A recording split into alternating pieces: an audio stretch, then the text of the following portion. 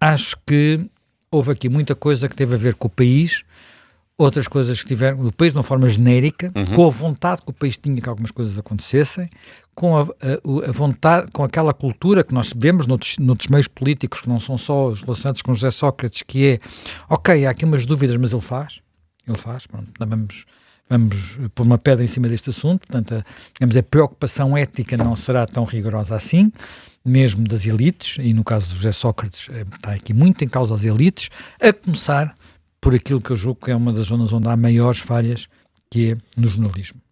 Portanto, e na forma como, apesar de tudo, durante estes anos todos, o jornalismo teve dificuldade em lidar com este tema.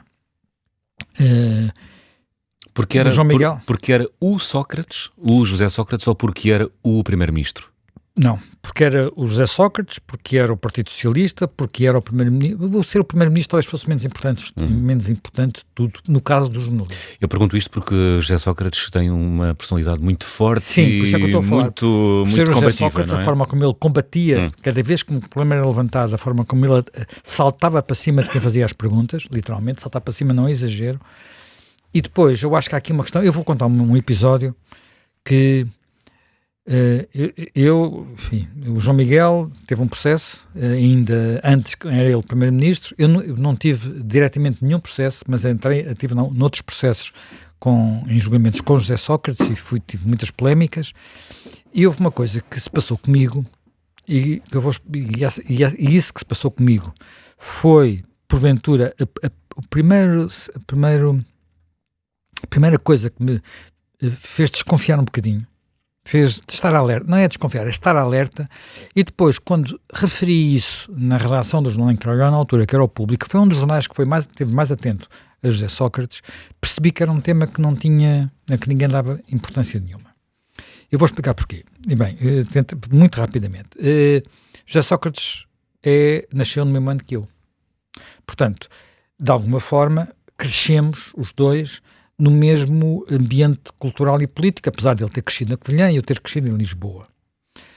Mas uma das coisas que, desde o princípio, dizia, quer dizer, eu sei o que é que as pessoas da minha idade se tinham interessado ou não interessado pelo país e pela política logo, e no caso dele, ele só aparecia mais tarde. Mas seja lá como for, havia muito nas pessoas desta idade a ideia de que a política se faz por convicções, por sonhos, algo que vinha de termos, de alguma forma, feito o final da adolescência e o princípio da juventude, num regime autoritário. E houve um dia, presidência aberta do ambiente, em que eu estou a acompanhar o Mário Soares e vamos ao distrito de Castelo Branco. E no distrito de Castelo Branco aparecem 2 deputados desse distrito, o primeiro-ministro, o que havia de ser primeiro-ministro na altura era apenas um deputado, líder do Partido Socialista, António Guterres, e um outro deputado desse distrito, José Sócrates, que eu não conhecia, eu não fazia jornalismo parlamentar, não fazia ideia quem é que ele era. Eu sabia que ele era a pessoa que tratava do ambiente no Partido Socialista. Sendo que, por razões, essas não políticas, mas familiares, o ambiente era uma coisa para a qual eu tinha um carinho muito particular. Portanto, já falei isso aqui muitas vezes, o meu pai era biólogo, é uma das primeiras figuras do ambiente em Portugal, portanto, no nascimento das instituições públicas, e, portanto, eu era uma área que acompanhava. E, portanto, há uma coisa ali que eu acho estranho, que é o responsável pelo ambiente vai acompanhar durante um dia inteiro Mário Soares no seu distrito com um ar de enjoo absoluto. Mas de enjoo absoluto. De frete. Estou aqui a fazer um frete. E aquilo até teve algumas partes interessantes, por exemplo, uma visita ao Tejo Internacional, onde havia uma reserva, onde havia grifos e aves raras, nidificação e tal. E pá, eu achei aquilo estranho.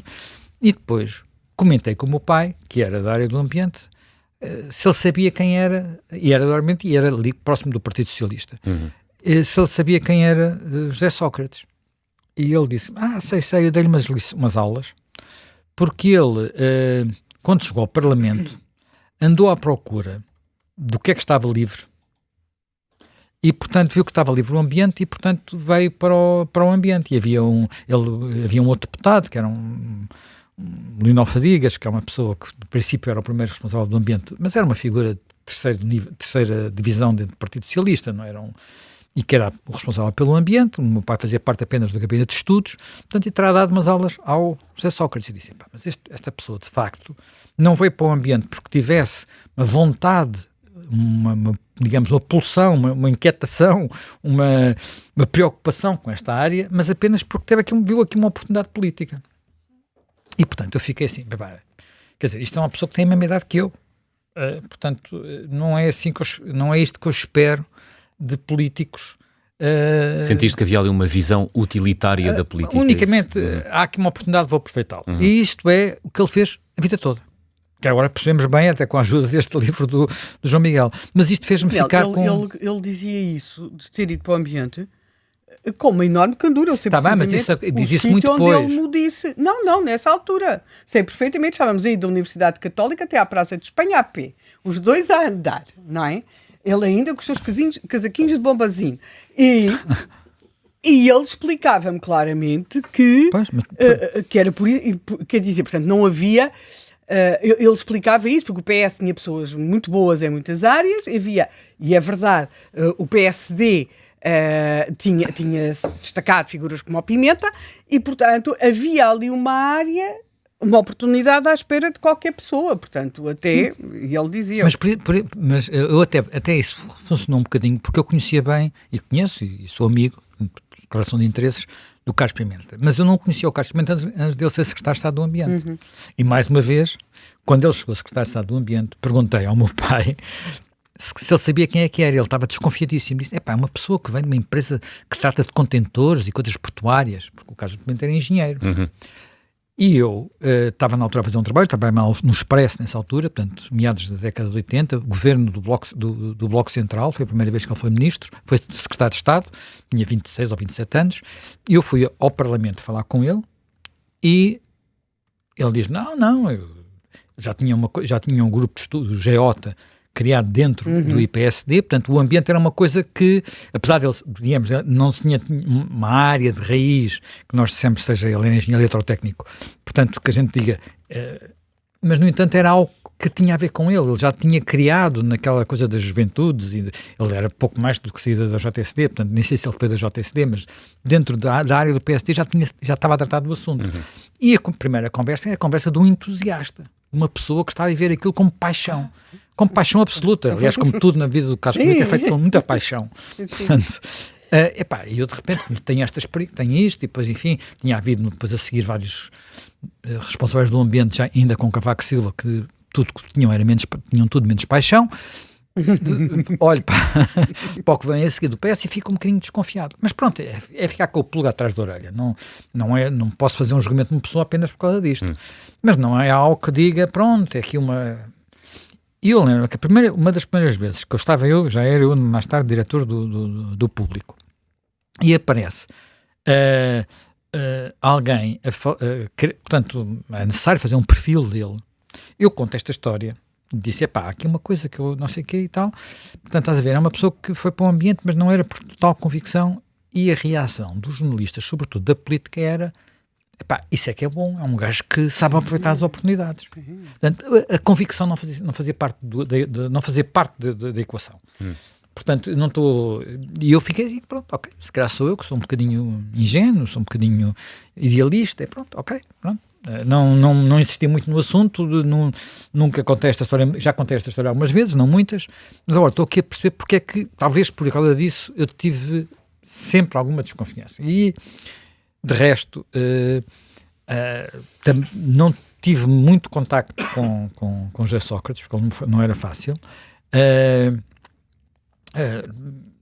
Penso que só almocei uma vez com ele, e por causa, já não sei em que circunstâncias, sei exatamente qual foi o restaurante, porque era um restaurante onde ele ia muito, e que eu também gostava, era um restaurante italiano que ficava na Rua Artilharia 1. Sim.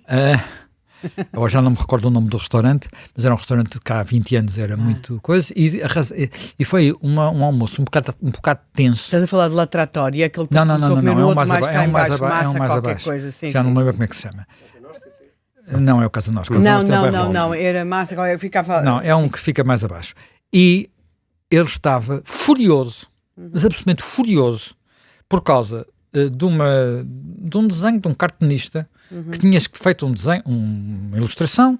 Na altura o público fazia uma vez por ano uma edição em que, em vez de ter fotografias, tinha só ilustrações, por causa do Salão da Ilustração de Lisboa. Portanto, tínhamos uma coisa, fazíamos isso, e havia uma ilustração, e a ilustração era sobre a co-incineração, e tinha lá uma caveira. E ele achava que aquilo era um ataque pessoal a ele. E ele disse, eu tentava explicar, mas sei lá, acha que eu vou dizer ao cartunista para tirar a caveira, para voltar a pôr a caveira? É a criatividade dele, quer dizer, está a ligar isso para quê? Mas era o estilo dele, o animal feroz, aquela pessoa que nunca desistia de nada. Há mais 1 ou 2 episódios, conversas por telefone, não vou aqui contar, mas havia sempre ali alguma coisa que eu achava estranho. E há uma coisa que me faz particular impressão, é que os sinais de enriquecimento aparecem muito cedo. Aparecem muito cedo. E isto eu recordo-me de, num congresso que foi do Partido Socialista, que é para em 2000 ou 2001, que é um congresso já numa fase tensa de António Guterres, à frente do Partido Socialista, em que a contestação interna é protagonizada pelo Manuel Maria Carrilho. O Manuel Maria Carrilho é assobiado, é um congresso muito desagradável, porque, quer dizer, a gente pode ter muitas coisas a dizer de Manuel Maria Carrilho, mas num congresso, num partido, aparecer uma divergência, ser assobiado. Bem, o Sócrates depois, quando foi líder do Partido Socialista, havia de fazer muito pior aos seus adversários nos congressos, que é pô-los a falar às 2 da manhã. Pronto, com a colaboração do Almeida Santos, que era o presidente da mesa. Já agora é isto que eu assisti, portanto, tenho que dizer tudo.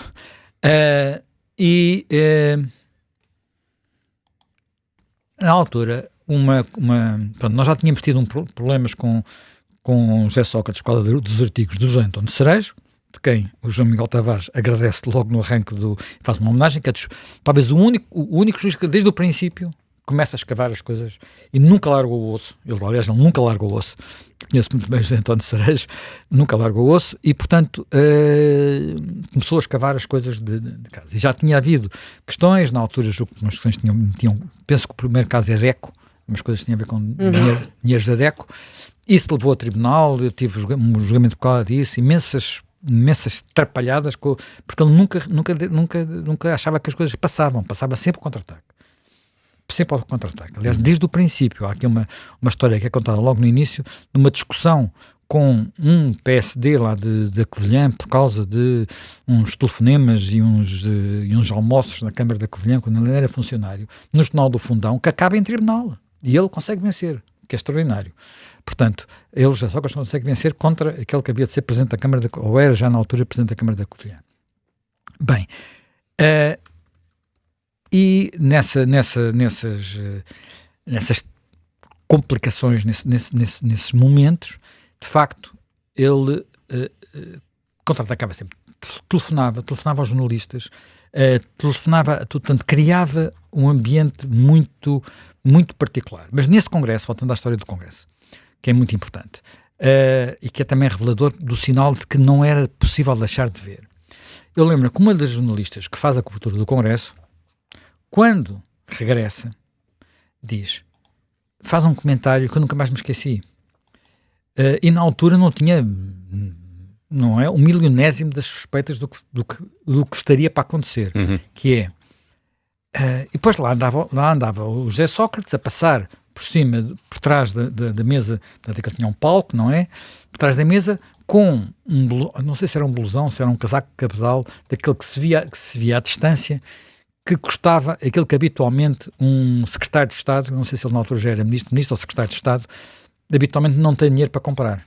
Ou quer dizer, não é costume andar vestido daquela forma. Não foi o único membro de um governo, devo dizer, de que eu tive sinais idênticos. Houve outros, até de outros setores políticos, em que eu tive a mesma percepção que isso podia estar a acontecer. Portanto, houve ali mais um momento em que eu fiquei com suspeitas. Só que depois era tudo mesmo muito, muito, muito complicado de fazer, porque depois isto passa, ele sai do governo, as coisas não se ligam muito e as coisas só regressam quando há as primeiras sombras de dúvidas sobre o Freeport, onde ele novamente, enfim, foi numa eleição contra Santana Lopes, toda a gente estava contra Santana Lopes, toda a gente queria ver-se livre de Santana Lopes, e, portanto, aquilo surge em condições de fuga de informação suspeitas, digamos assim, e, portanto, ninguém quer pegar no caso Freeport. O caso Freeport só renasce 4 anos depois. Portanto, fica ali a aboborar nas redações e a aboborar no Ministério Público. Portanto, e depois reaparece 4 anos depois. Já numa altura em que acontece tudo. E agora vou dar outro exemplo, que para mim é talvez o mais importante e o que é mais complicado para aquilo que foi a reação das redações a José Sócrates, que é o caso da licenciatura. Portanto, o caso da licenciatura apareceu primeiro no Expresso, no Público, quero dizer, no Público. Portanto, eu já sabia qual era o ambiente, já conhecia toda a pressão que havia. O jornalista que está a tratar disso não é o José António Cerejo, é o Ricardo Fellner. Eu vou acompanhando o assunto, portanto, na altura sou diretor, e mesmo assim, há muita pressão e nós resolvemos publicar aquilo tudo. Ocupa várias páginas, mas não é manchete. Por causa, precisamente, um ambiente era de grande pressão, e eu disse, a gente não vai deixar isto na carteira. E repara, eu tinha tido conversas telefónicas com o próprio José Sócrates, nem vou aqui referi-las, não interessa, agora para o caso, e o artigo sai. E eu, em relação a alguns artigos, algumas questões das investigações, o tempo era muito diferente do de hoje. Às vezes havia temas que eu não tinha 100% a certeza que aquilo que um jornalista meu me trazia tivesse todas as pernas para andar, digamos assim. Portanto, às vezes não eram dedução em cima de dedução, em cima de dedução, em cima de dedução, e isso não se passou só com estes casos, passou-se com outros casos, e eu, regra geral, preferia publicar e permitir que, de alguma forma, houvesse escrutínio público, designadamente das outras redações, para ver se não era uma coisa só nossa, do que dizer não sei. E tive alguns conflitos por causa disso, porque havia, inclusive, pessoas que estiveram comigo em direções do Público que eram de opinião contrária. Por acaso não foi nunca com o José Sócrates, foi com outras pessoas, e pelo menos num caso foi com o José António Cerejo.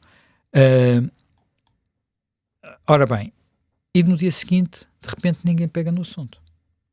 E durante uma semana, ninguém pega do assunto. E nós sentimos-nos cercados, literalmente cercados pelo José Sócrates, mas sem perceber, cercados, porque entretanto tudo se fecha, a gente não tem sequer contacto. O José Sócrates tinha combinado comigo o único almoço que íamos ter desde que ele era primeiro-ministro, já se tinham passado para aí 2 anos, e o almoço estava marcado para o dia em que saiu a notícia, porque ele estava a tentar evitar que a notícia saísse, e quando de manhã eu ligo ao assessor a perguntar então onde é que é o almoço, ele disse, estava à espera de almoçar depois do que fez. Acabou-se, nunca mais eu acho que nunca mais voltei a fisicamente falar ou encontrar-me com ele. Bem, mas o que se passa nessa altura é que há uma notícia na Renascença, há telefonemas, uma rajada de telefonemas para todas as redações, e todas percebem todas querem perceber, ou todas entendem, ou todas deduzem que é um assunto, de alguma forma, uma construção do Público, do Cerejo, do Fernandes, daqueles gajos que têm um ódio contra o José Sócrates, e aquilo fica uma semana silenciado. Só é quebrado esse silêncio pelo Expresso.